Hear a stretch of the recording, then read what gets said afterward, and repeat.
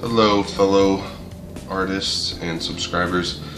Thanks for watching my videos, leaving likes on there.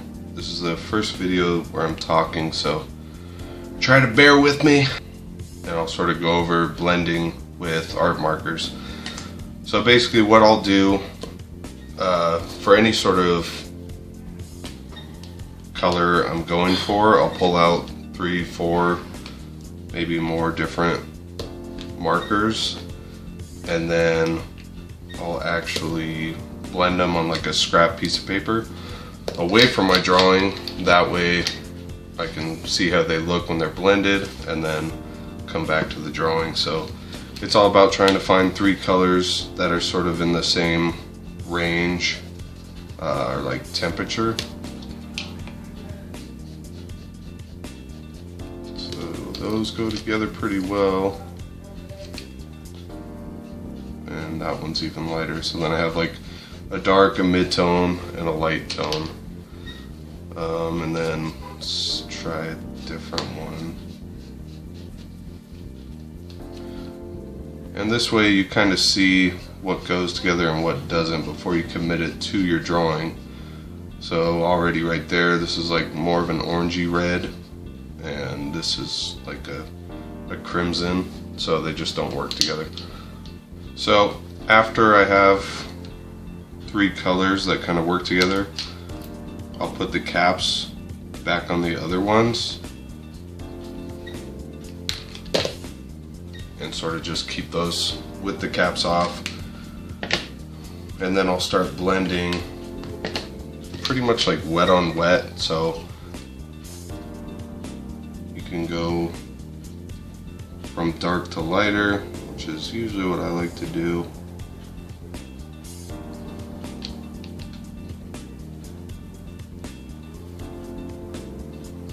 And I kind of just work with them as I'm going. I try to stay sort of focused in small areas instead of like jumping all over the place, and it seems to make life a little bit easier.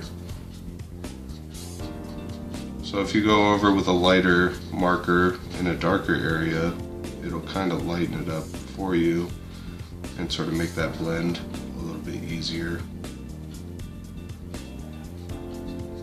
And you can mess with it, go back and forth until it's where you want it.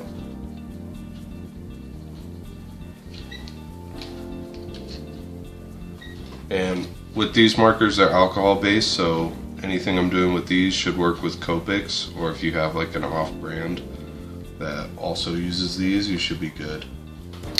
Also, you can sort of make your markers work for you. If you don't have as many colors, then you can still kind of pull it off.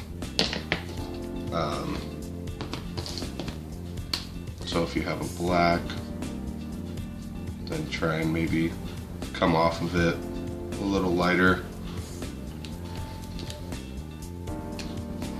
And then all you have is one red. Well, then you sort of get that mid-tone. It's not going to be as smooth, but it can be passable. And that's really what you're going for. So now we'll try out a couple greens and see if any of these go together.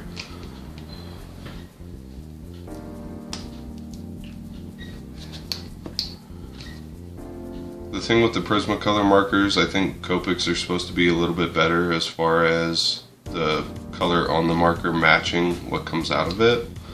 But with Prismacolor, that's why I always use this scrap piece of paper, because you just can't trust that it's going to blend right.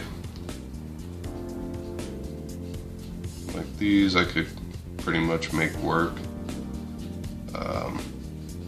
Might not be perfect, but let's see. Oh, that's probably better.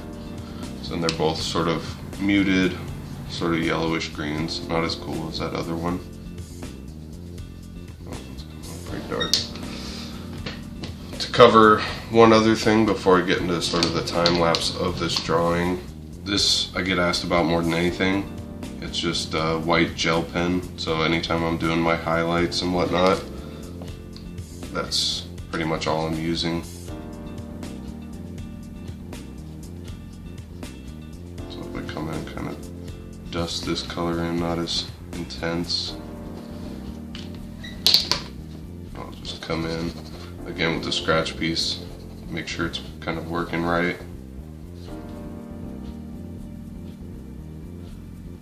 Yeah, even this isn't coming out as much as I'd like, but it's not quite as opaque as it is sometimes.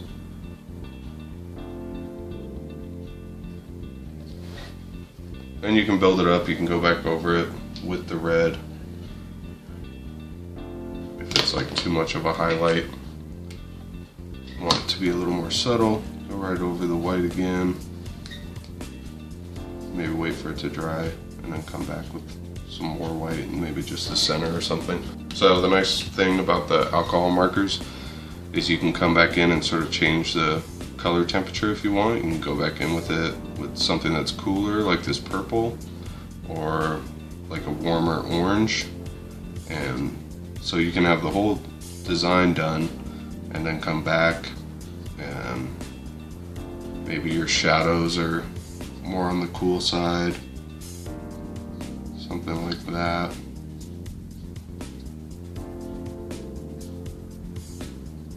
And sometimes it doesn't pick up all that much, but it can make a difference.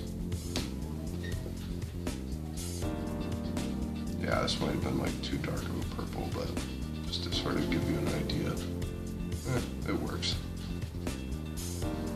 Gives us that darker shape. If you have any questions, you can drop them down in the comments. I'll do my best to answer them.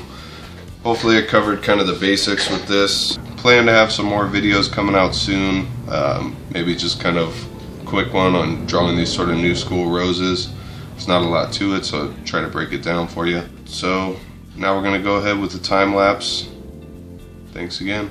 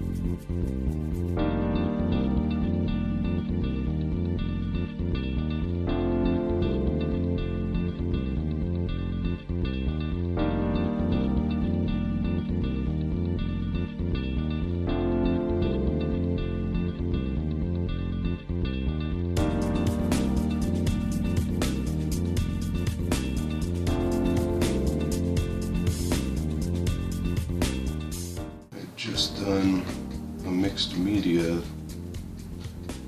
drawing with markers and pens, pencils, everything I could kind of throw at it, spray paint. So all my greens are kind of clogged up with this dark paint. It's alright though. Nothing wrong with some dark leaves. Looks cooler anyways. Okay. Bye-bye.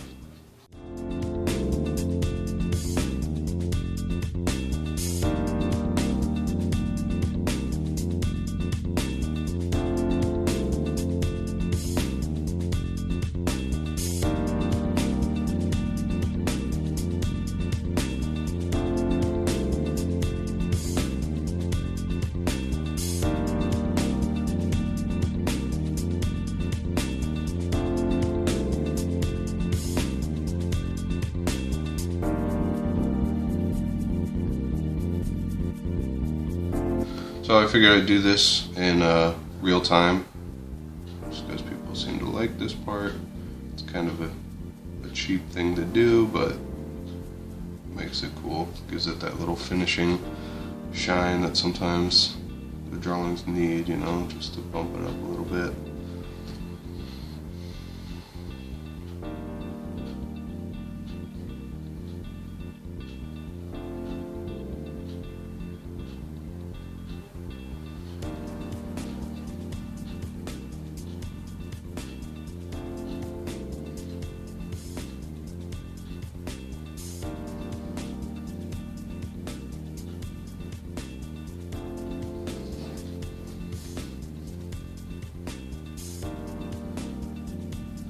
Kind of helps define some edges in there.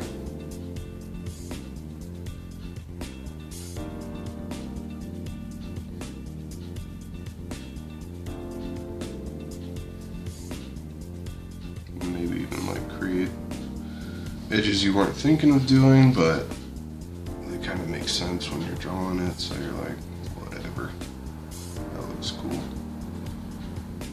Doesn't have to be accurate, just has to be cool. Now that I'm looking at this, this reminds me of Magneto from X-Men. It's like a Magneto rose. Pretty cool. Alright, that's all there is to it. Leave a like. See ya.